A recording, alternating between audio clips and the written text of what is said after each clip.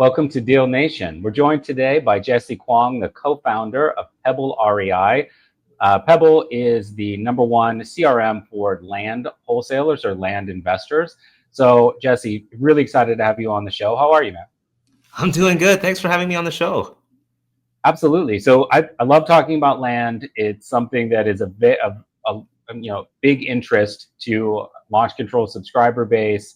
Yeah. And you and I have talked about this in our kind of private conversations, a space that is really kind of ripe for expansion and for people to really kind of get involved in and make some money in. So, excited to jump in and talk some land with you. Yeah. Let's do it. I'll try my best here. All right, awesome. Well, let's talk about you first. Like, how did you get involved in real estate, and what kind of made you gravitate towards the land specific niche? Yeah, it was about 5 or 6 years ago now, man. I'm a Canadian. We can't do this kind of stuff. I mean, it's Yeah. you guys are so lucky to be able to do this in America, and this whole model of finding property and flipping. I mean, you can, I guess, in a way here in Canada, but it's just definitely not as easy to do something and to do it at scale. So anyways, I remember I decided to just go to a meetup locally here, and I met a fella there, and it was a house wholesaling meetup, and yeah, I got introduced into the world of house wholesaling. Had no idea what it was at all, so I kind of jumped headfirst in, and that's what I typically do. And yeah, started out there and started hitting walls pretty quickly. Then started getting involved with some fix and flips. We worked with somebody in Indianapolis. Unfortunately, the business didn't really take off, and I got burned a bit. I won't get into too much detail about that. And so I was a little bit, I guess, demotivated. But I happened to meet somebody through somebody else that told me, they told me, hey, you should connect with this person. They're really big into, like, I was in the world of digital marketing prior to that. I was running a totally different business in the beauty industry. And they said, hey, you should meet this person. And I love digital marketing. I love all stuff you can do online. And that was my good friend Seth over at RE Tipster. I really owe a lot to him.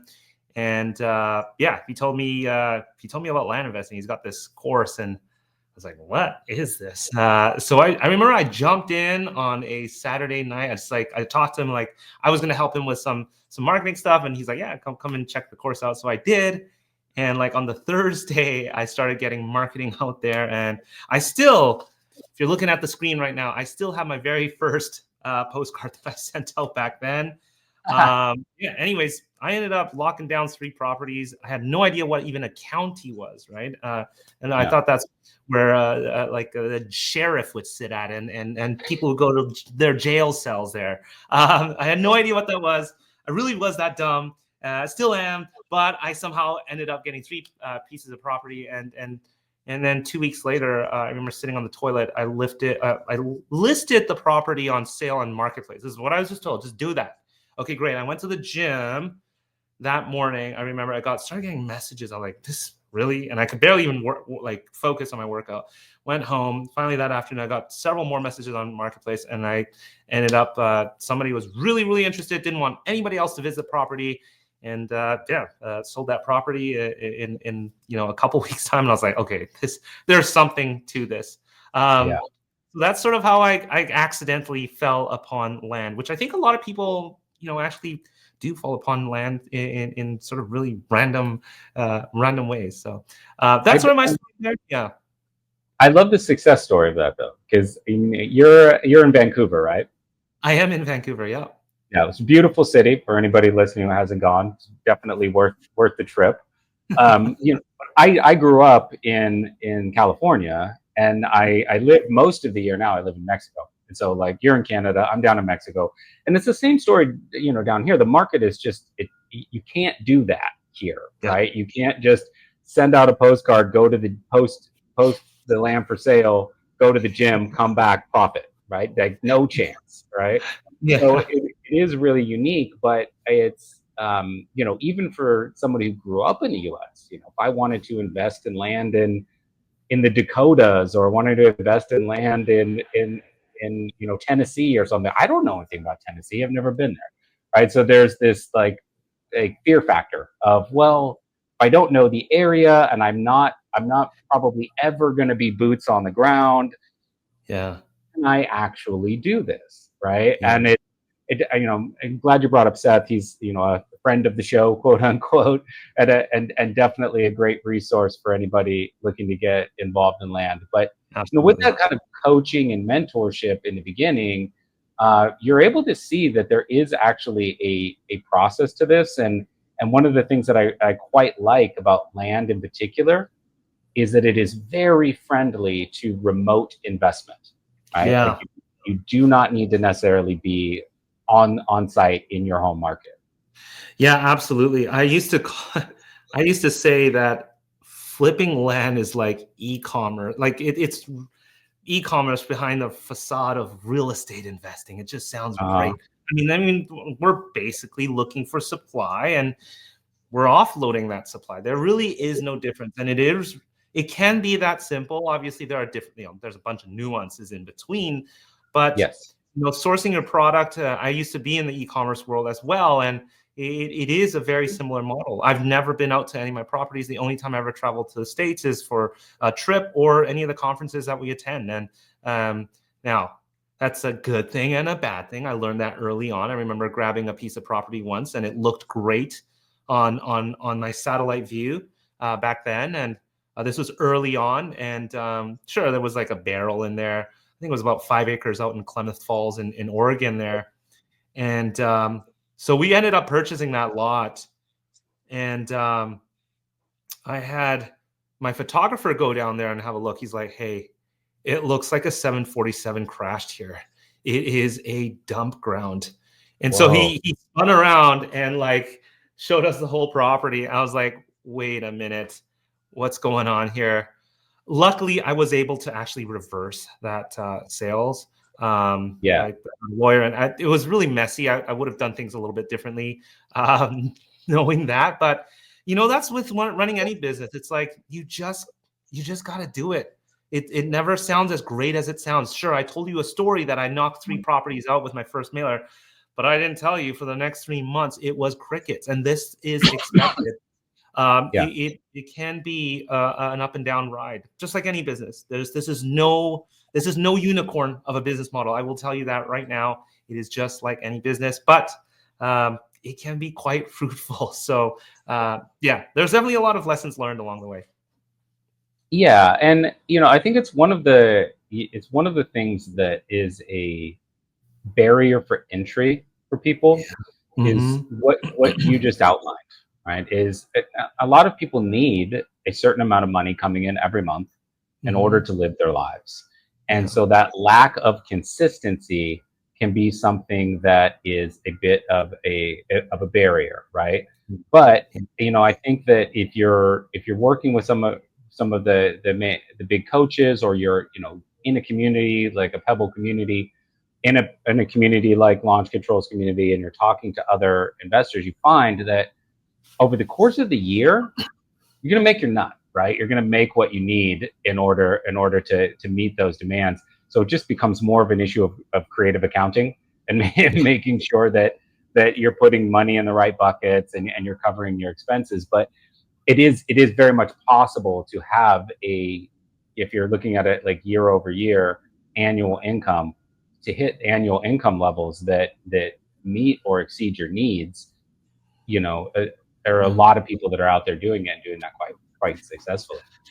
Funny enough, I feel like one of the bigger barriers to entry is really, most people getting in their own way. This is probably what I see most commonly Hmm. is people getting in their own way and sort of, you've probably heard, many of you guys have heard that term, analysis paralysis. And I Yeah. always say, if you can catch wind of momentum, if you can catch wind of your momentum, take advantage of that, because your momentum is sort of like this leaky gas tank that just continues to drip. So over time, your momentum will wane. The only way you can refill that tank is really by taking whatever that next step in front of you is. It's hard. It's hard. I'm seeing. I've just got my elementary school best friend into Mhm. land, and I can see that happening. Very motivated. As soon as he comes across a barrier, it can be paralyzing. And Yeah. I do understand that. And the more that you get paralyzed, unfortunately, it's this sort of downward spiral.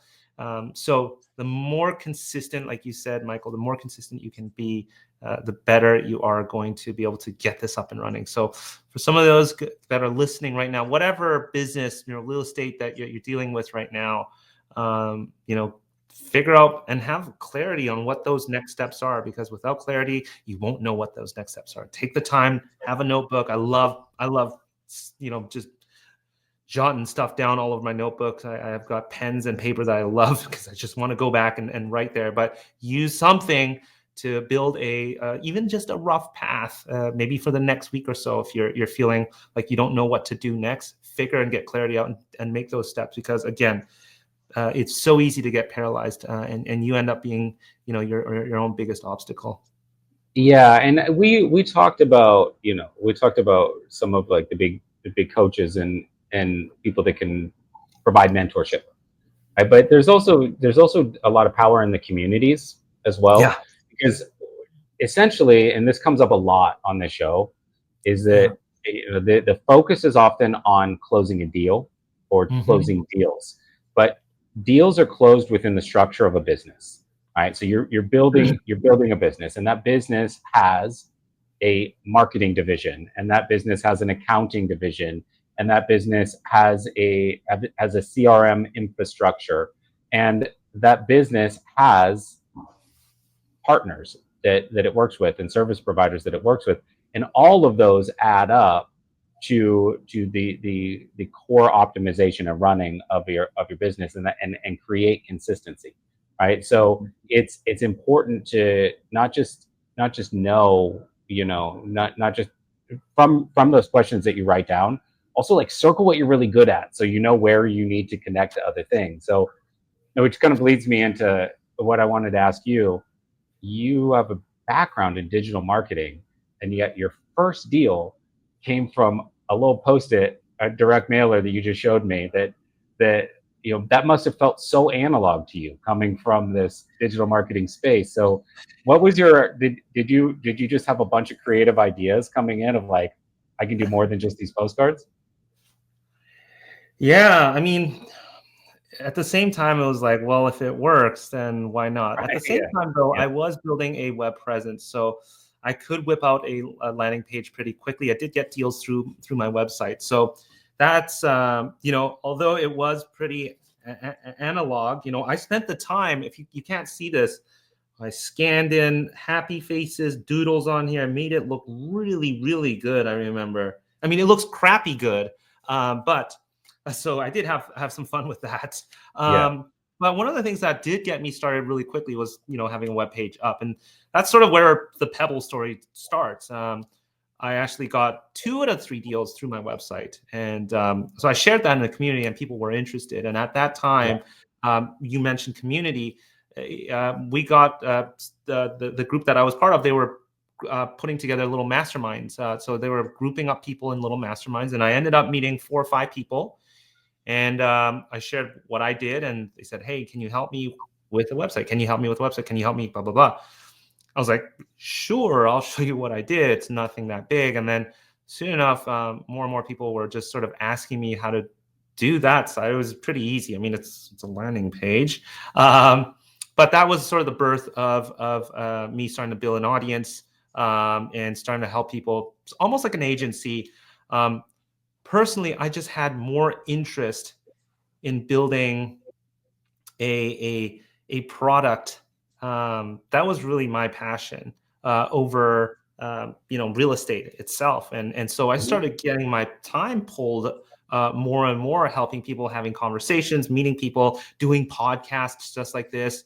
Launched my own podcast at that time. Had no idea what I was doing. It's just like land. I had no idea what I was doing. But I fumbled my way. And then a year later, I met my co-founder, Kevin, who was doing the same thing. He was working on a very early version of what you would call Pebble nowadays for Mm-hmm. himself. He was able to streamline his marketing, centralize his property records. He was just using it and he showed it. And we ended up on a conversation, and that was the early days of COVID. He was out in Seoul, South Korea. I was out in Okay. Vancouver. He was originally from, he was also born in California. And I think lived a lot of his life out in Wisconsin. He's back in Wisconsin now. But yeah, we ended up going from there.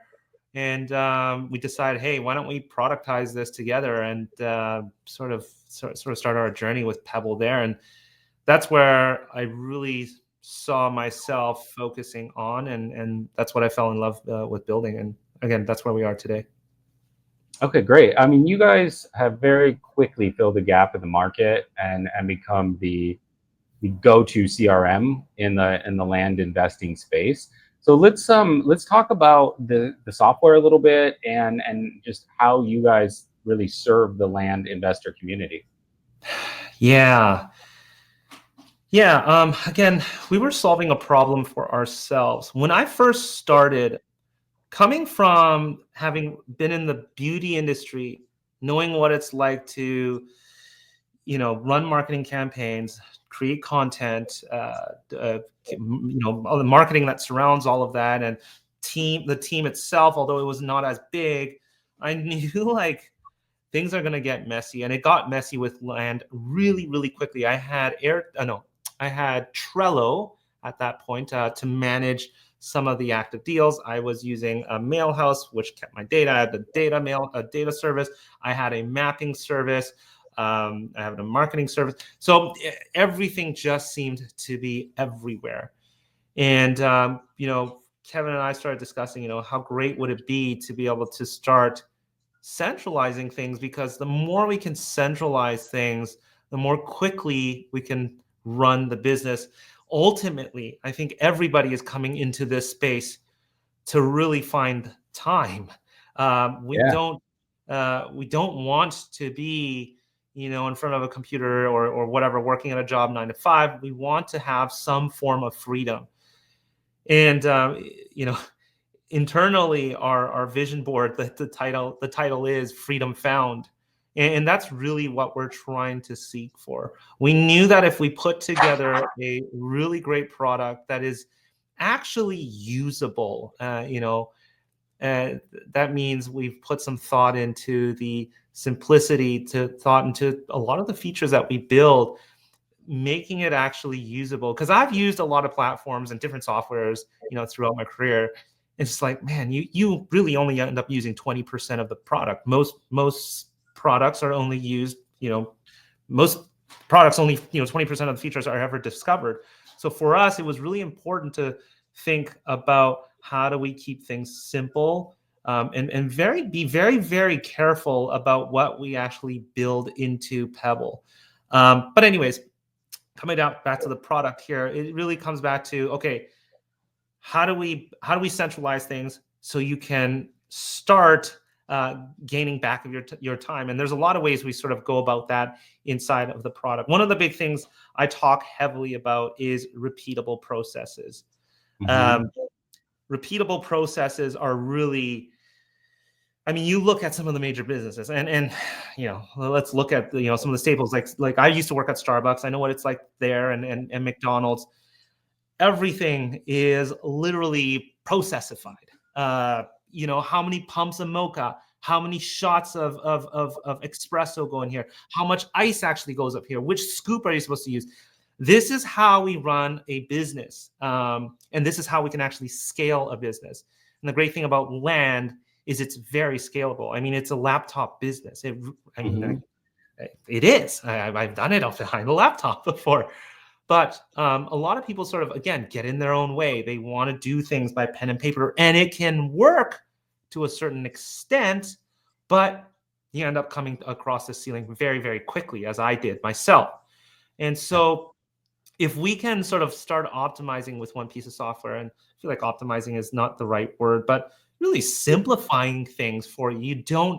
This is a simple act of your data not living everywhere. Having your data live here, there, all right, well, where do we actually track things? Where do we pull things back into? Where do we look at things to make a decision on things so we can pivot quickly or make changes quickly?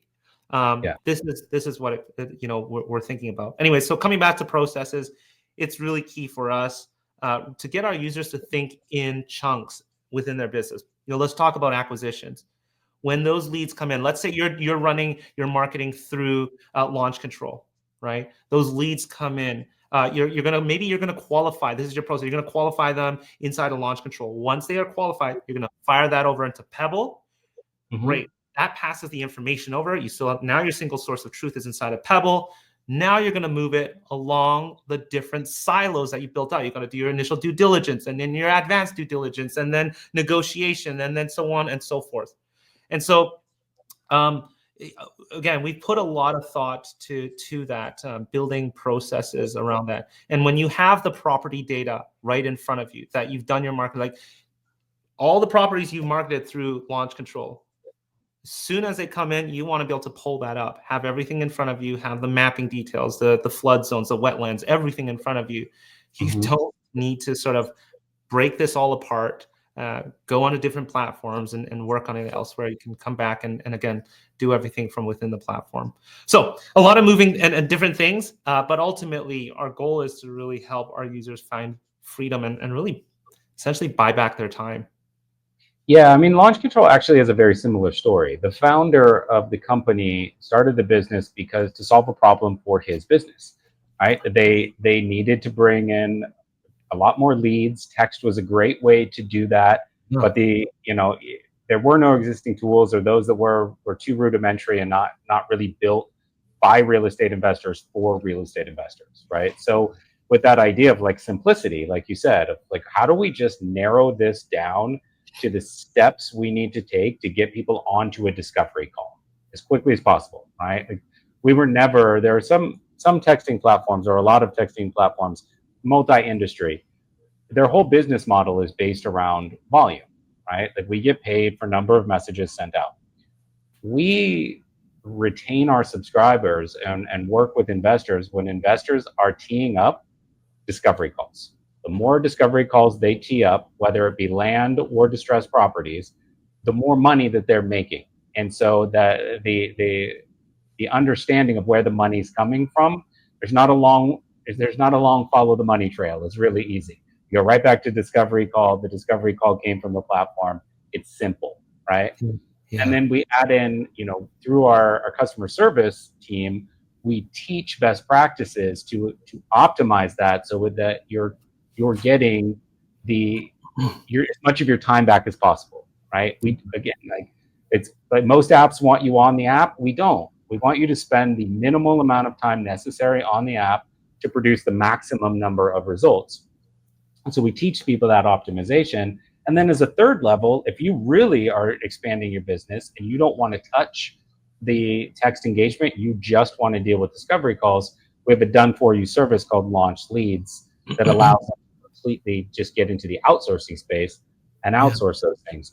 So I think that a lot of times if people, and this becomes a business building structure, right? Where in any business, any industry, if you try to do everything yourself and you try to wear all of the hats, you're going to burn out, right? So you have to find ways to simplify.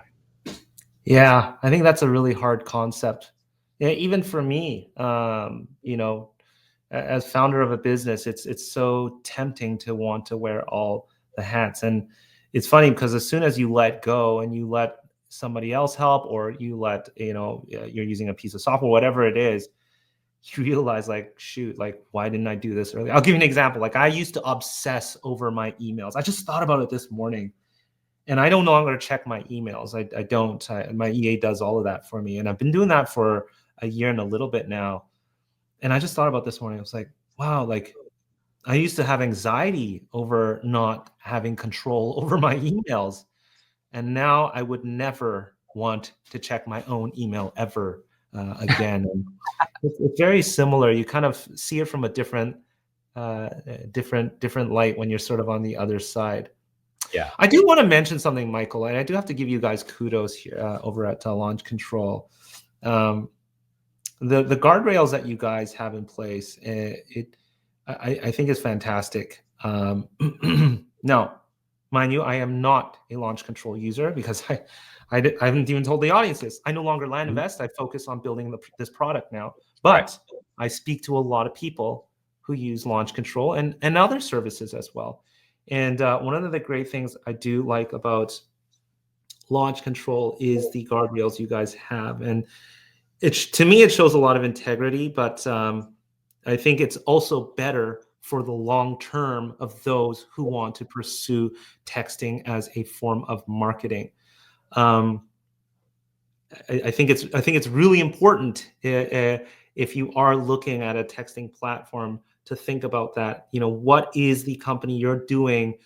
What is the company you're thinking about working with doing to protect you and your business, looking out for your best interests? Because sometimes it sounds like it's a dollar game and you want to look for the cheapest service. I will tell you right now, I've seen a lot of people spend a lot of money on services that initially were cheap, but caused a lot more headaches down the road. I've seen this on my end, you know, with people, when we first started with websites, you know, people didn't want to pay a certain amount for us to maintain their website, to make sure it's up to date with Google, to maintain, you know, whatever it is.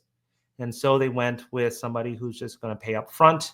And it ended up not only being a huge dollar waste, but the time sunk in. Unless you know what you're doing, man, I've seen a lot of people sink in a lot of money on services where they thought they could save or whatever it is, you know, going the easier route.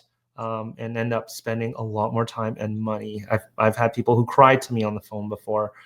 So anyways, coming back to launch control, I just want to say we are very appreciative of the way that you guys go in terms of your guardrails that you have in place to make sure you know, your clients can continue to run on a long-term basis with texting. No, I appreciate that. And, you know, much like Pebble, we consider ourselves very much immersed and a part of the real estate investment community. Right.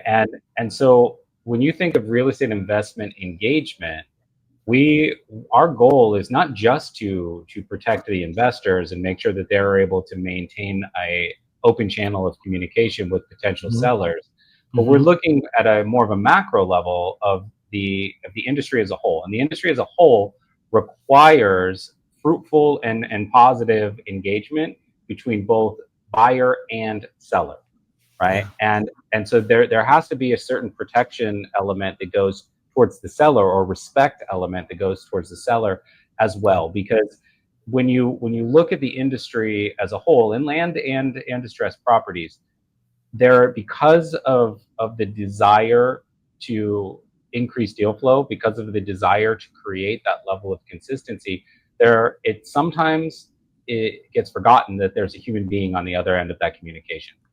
And 100%. So volume supersedes engagement, or supersedes the relationship, right?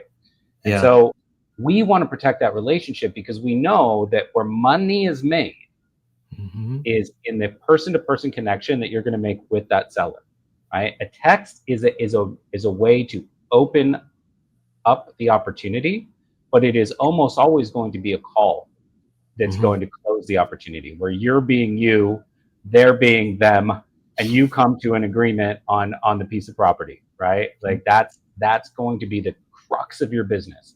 And we want to enable those conversations, and we want to start that type of engagement, that respectful, profit, you know, solutions driven engagement earlier, and to curb a certain, you know, tendency towards you know, depersonalized, volume-based engagement. Yeah, exactly. And then, you know, when you've got these open channels, is like one of the things we discuss a lot when you've got leads in Pebble, for instance, right? And I do want to touch on this later, where Pebble essentially becomes your feeder, or you've got digital marketing leads coming in, and direct mail leads coming in, and text leads coming in, right? And when you've got all that multi-channel marketing coming in, one of the things that I always tell people is you never close an open channel, right? So even if you've pushed a lead from launch control over to Pebble, you never close that open channel. You keep that remember that the person answered a text message from that phone number and that you've got that conversation active. So you don't want to burn that open channel and just say, oh, it's in my CRM now, I'm going to start fresh. Now it's a phone call. You want to make sure that you always maintain any open channel that you can, because it's always going to take a collection of touch points to close the deal, right? Yep. Call, text, maybe email. It depends on the stage of the deal, but always keep a channel open. Yeah, absolutely. It's funny so on my podcast, and for those of you guys who haven't heard of it, it's called the Land Investing Business Secrets podcast. I had a couple. Their names are I think I can share the name, Brian and Katie.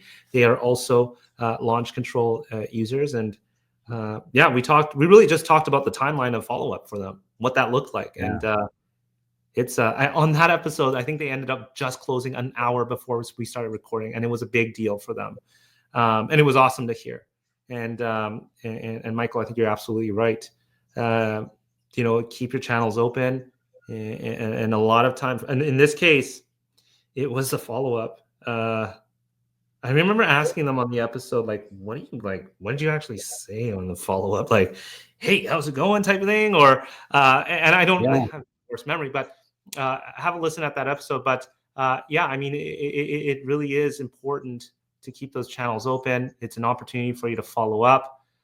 And, the way that land is going, you really don't have to look too hard. You look at the way that distressed properties or single family homes or house wholesalers, look at the way they're running their business. This was never the case when I started in land. I shit you guys. Oops. I never. YouTube, you're allowed. Okay, I shit you not. I never cared for follow-up when I first started. I could send 500 of these postcards out. Great. On to the next county, collect a few more properties, and just continue to stack them up. Now, this is, a space where it has gotten attention with people coming in, but there are a ton of people going out too. Just the reality of things. But, follow-up is part of the game. And it's honestly like, I don't know. I've had several people come onto our show to talk about follow-up and keeping in touch and whatnot. It is, and it's crazy because I'm no longer in the land game. I'm on the side. And Michael, sort of like you guys, we're on the side. But we can also see with our own businesses, with Pebble, it is really a relationship building business. I mean, like, I think of some of the people that, that we have on was honestly I do a lot of Facebook chats and voice messages to people just to show that I'm a real person. And, whenever I put something out there, they might thank me later or whatever it is, and we can re-engage that conversation, or I may follow up with them. And it is a relationship game at the end of the day. I don't know. It really doesn't hit until you're sort of in it and you really start realizing I'm talking to real people here. And that's still very strange for me. I've been doing demo calls and I did it for the first 4 years of Pebble. We finally have somebody else who's doing it now.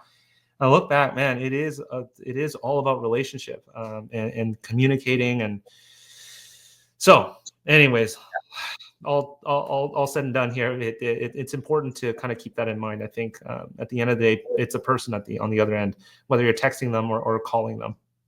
Yeah, and it's important to remember that timelines don't always add up. Like or don't always match up.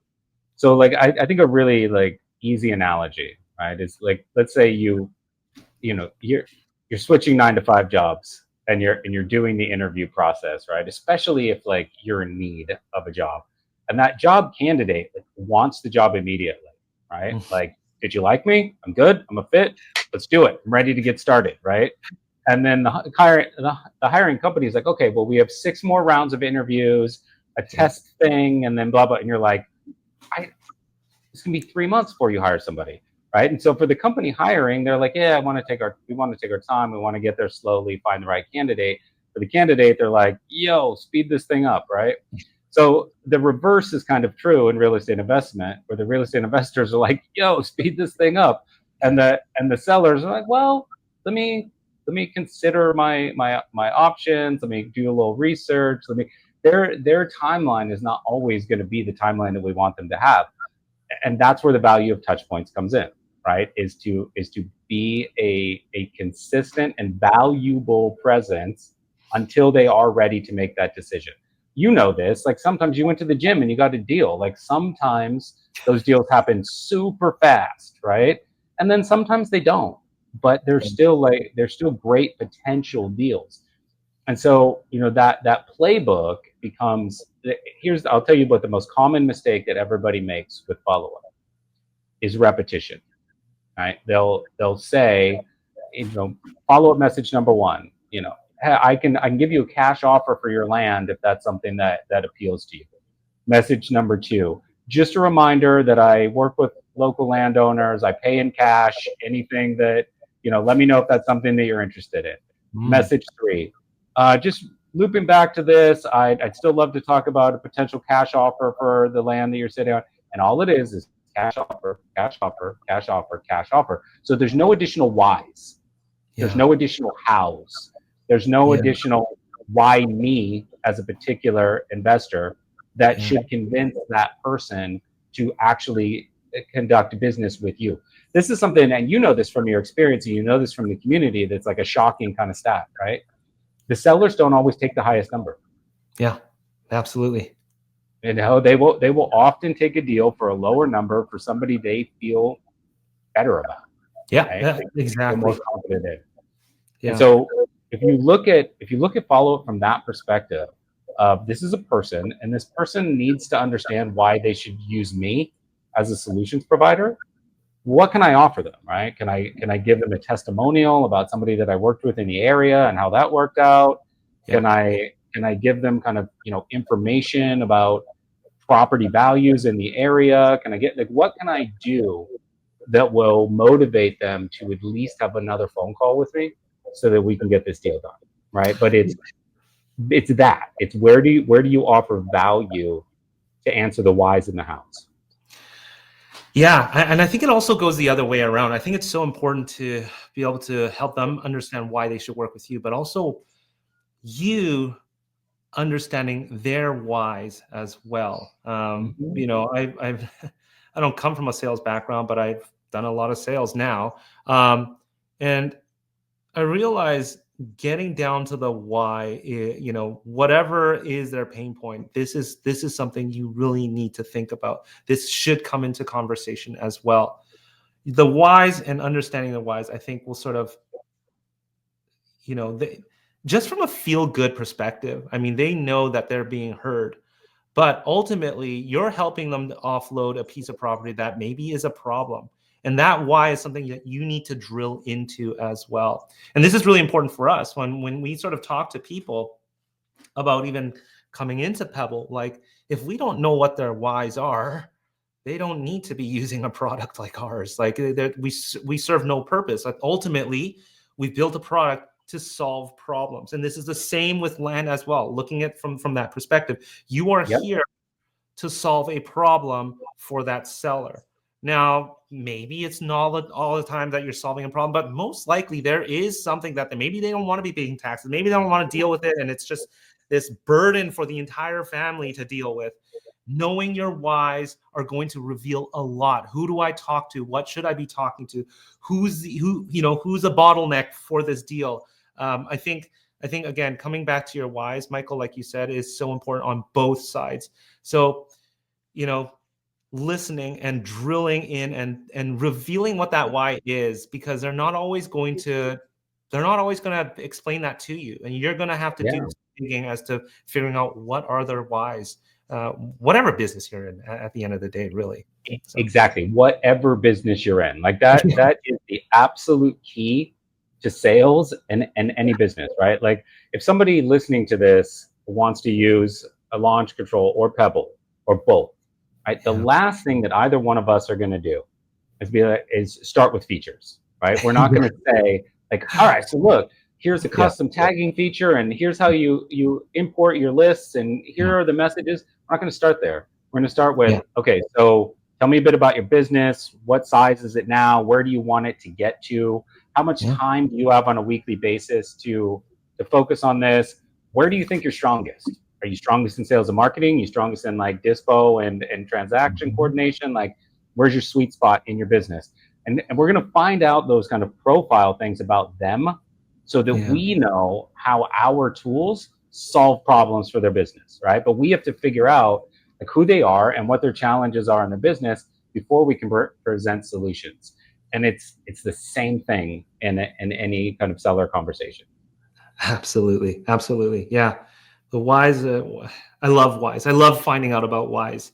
And, if you're getting into business, you should fall in love with finding out the whys, because you will find the magic in there. And you'll get good at it. It's sort of like a muscle. You'll just start working that out, and you realize like, okay, I need to just figure out the whys. And that can lead you to a lot of different opportunities and places. So yeah, for sure. So you alluded earlier, you said that, with most software, and I 100% agree with this stat, that most people use about 20% of the features, right? Yeah. And you wanted to really simplify it. And, for both of us in the software space, we would love to have a much larger percentage of our users using the application at an absolute optimal level, right? Yeah, absolutely. So, with that kind of in mind, and this idea of, as you said, simplicity and time equity of saving time for people, what's the process in working with Pebble? An investor comes in, they want to get started with the software. What's the move forward process? Yeah, we really focus on the success of our users as best as possible, so when you sort of come into Pebble, we walk you through. Well, the very first thing is you're going to book a call with one of my success team members. On that call, they will help you understand the importance of centralizing your property record data. I mean, everything in this business, especially with property, everything comes back to the property record, right? A lot of CRMs out there centralize around the contact. But we want to focus on that property, because once we're done acquiring that property, you may now move that into project management. You want to subdivide, you want to do forced entitlement, and then you're going to go and offload that. Well, everything gets centralized on that property record. So on the first call, we're going to find time to hop on a 20-30 minute call to make sure you understand the mechanics of that. But it's also very self-serve. You can kind of go through that on a motion. Once you've booked a time, you actually go through that motion with us inside of our system. A couple other things that we do every Wednesday is we have something called an office hour. So you can come in and engage with our team. Sometimes I'm running it, sometimes a co-founder running it, sometimes a customer success manager is running it. But really, you can bring a Q&A. And not only that, we do sort of a 10-minute power session on a new sort of best practices. So we did one for launch control I think when we last chatted, Michael, that was a few weeks ago. Tomorrow we're going to be doing, we're recording on Tuesday, but we're going to be doing something else on another session coming up. And then on a Friday, I run a workshop. It's called Leads and Deals Workshop. So how do we go from something like launch control, and then how do we actually create what we call a deal opportunity inside of Pebble? Yeah. Or whatever your marketing platform is. And we'll go through that, and you can join these sessions every week. We have team members that join, new hires of teams, online investing teams that'll join. Anybody can join these sessions. So for us, it's really important to have that sort of, it's not face-to-face, but, Zoom interaction. And it's great. I mean, because we do these so consistently since the launch of Pebble, they don't get jam-packed with a lot of people. We have, 2 or 3 people who come out every week, and it's great. We have a session, and they get really in depth. We have got a lot of documentation, videos. I do a lot of content, not only just about the product, but what's going on behind the scenes to help our following understand what's going on. Recently we just filmed something on how do we actually launch a feature, what goes into launching a feature, and sort of all the background stuff that is happening.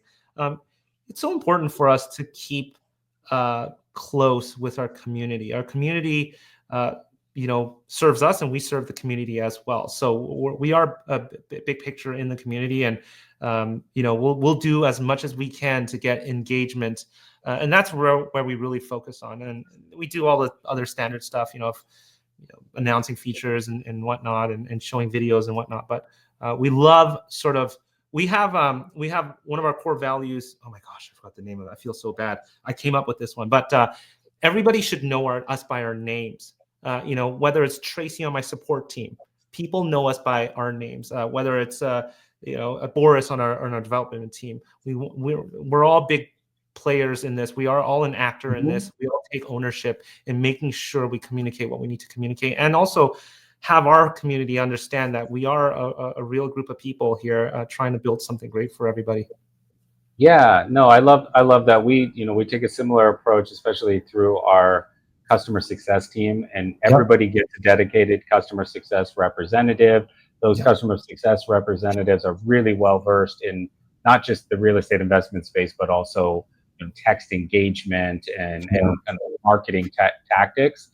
And then speaking of communities, we're planning some sessions to bring our communities together. So our first session that we have planned is on December 3rd, and we're gonna talk about ways to optimize text engagement within the CRM, and just really kind of talk shop in terms of marketing, because we spoke about keeping all channels open, right?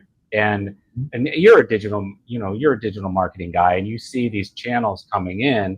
And if you're running a big digital marketing agency, or a big marketing agency in general, you're focused on the overall results, right? Like how many leads came in, how many leads were converted, what was the value of each of those conversions. But you're not taking a versus mentality. You're not looking at PPC versus email versus this. It's how did the collective total work, and what adjustments do I need to make to the collective total to optimize my results, right? And so we're going to talk about that as well. It's like, how can you, for instance, how can you take some leads that came in through some of your direct mail efforts, and that's still viable land, and that land is still in possession of the seller. How can you reignite those and maybe use text engagement as a way to restart those conversations? Use drip automations to create that value-based chain of touch points that we discussed, and then get them back into conversation, so that you can then go through the other sort of back-end elements that are baked into the CRM and close the deal. Yeah. So excited about that, and it's one of the positive knock-on effects for working even with platforms like ours, is it often introduces you to these larger communities where you can gain that sales and marketing knowledge, but also make connections with other investors in that space. So you've got JV deal potential, you've got financial connection deal potential. Maybe somebody's got a boots on the ground person in your market that can go out and take pictures and tell you that the thing looks like a plane crash site, so you don't get into that deal. Right? So the connections that you can make through the community can be really powerful. Absolutely. All right. So if people want to get started with you and your team, what's the best way to go straight to the site? Yeah, you can hop on a call, and I've got a 60s or 80, I call it the 80 seconds video of what Pebble is, and gives you understanding of what it is. But you can always book a demo with us and see what it's all about. And Michael, do you mind me leaving a free tool for everybody? It has nothing to do with I hate when people give our audience free stuff. That's the worst. I know it's done really well. It's a Chrome extension. It's a free Chrome extension. It's called our Pebble Pricer. But if you head over to pebblerei.com, pebblerei.com/pricer, and if you ever go on to sites like Zillow or Redfin or whatever it is, it'll actually let you look at properties and scrape the properties that you're looking at, and help you calculate the comps, your average price per acre, the median price per acre, and it can even spit it out as a CSV file or a spreadsheet, so you can use that to help you price things out. I know it's been a huge time saver. We've got several thousand downloads on that. So if you guys haven't heard of it, head over to pebblerei.com/pricer. And again, if you want to hop on a call, feel free to jump on a call. There's a book demo button on our site. And yeah, we've got a lot of stuff. If you want to just see what we're all about and get a feel for us as a company on YouTube, that's Pebble REI. You can see I try to do some horrific. I'm trying to do this vlog style videos sometimes. So you can check me out in my place, talking about some of the things that we're working on, what's going on here behind the scenes. But yeah, that's sort of where you can reach us. Okay, awesome. So for everyone listening in, that pebblerei.com/pricer, We'll put that in the episode description, so you'll just be able to click on that and get over there. Thank you for providing that. That's great. Yeah, and absolutely. thanks so much for coming on. I think I'm joining your podcast in a week or so. So I'll talk to you again soon. Yeah, Michael, thanks for having me on, and thanks for all you guys listening. Absolutely. All right. Thanks. Bye. Yes.